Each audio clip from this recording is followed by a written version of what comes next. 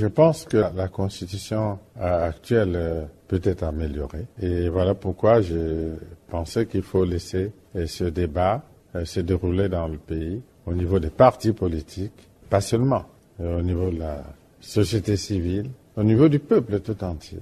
Naturellement, puisqu'il s'agit de la Constitution.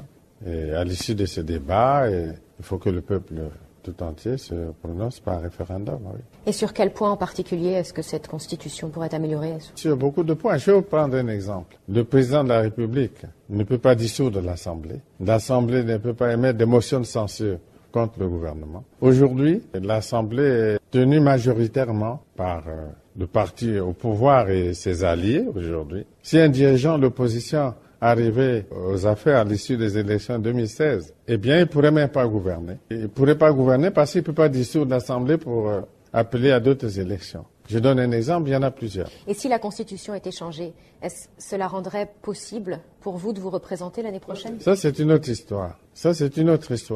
Si la Constitution est changée, je ne sais pas dans quel sens elle le serait, mais aujourd'hui, on parle de la Constitution. Et la tendance est toujours à vouloir lier le débat constitutionnel à la personne du président. Non, il faut parler des institutions et de l'avenir de ces institutions pour qu'elles soient stables, durables. Donc vous n'avez pas encore pris votre décision? Non, pas du tout. Mais en ne l'excluant pas, vous laissez la possibilité ouverte.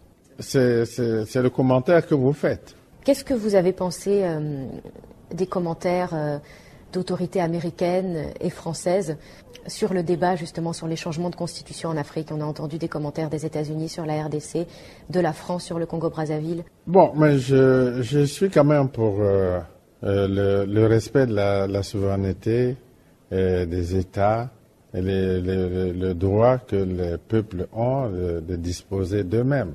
Et la non-ingérence directe dans les affaires intérieures des autres États. Qu'est-ce que vous avez pensé des événements au Burkina Faso? Mais c'est la réalité de la situation de ce pays-là qui a donné ces résultats. Mais on a vu d'autres résultats en Égypte, d'autres résultats en Tunisie, d'autres résultats en Libye. Vous voyez que ici et là, les choses n'ont pas toujours été reluisantes. On ne peut pas dire que le désastre en Libye est une bonne chose. Je voudrais parler un peu de vos relations avec la RDC voisine. Il y a eu des dizaines de milliers, peut-être même des centaines de milliers de ressortissants de la RDC qui ont été expulsés du Congo-Brazzaville l'année dernière. Parmi eux, il y avait aussi des femmes et des enfants. Vous avez dit à l'époque où les autorités brazzavilloises ont parlé d'une opération contre la criminalité. Cependant, les méthodes d'expulsion et aussi l'ampleur de ces expulsions ont été critiquées. Votre pays a promis une enquête sur les conditions d'expulsion, sur d'éventuels abus des droits de l'homme. Où en est cette enquête? Je crois qu'il y a eu quand même des abus de langage autour de cette question. Il y a eu au cours de l'opération des agents de la force publique qui ont été sanctionnés ici.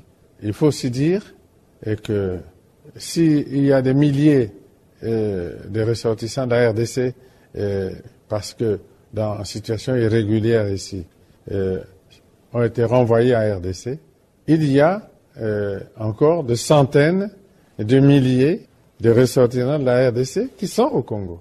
Et la situation est revenue à la normale parce que les autorités des deux pays, moi-même, je me suis rendu à Kinshasa et je me suis entretenu avec le président Kabila et la situation est revenue à la normale.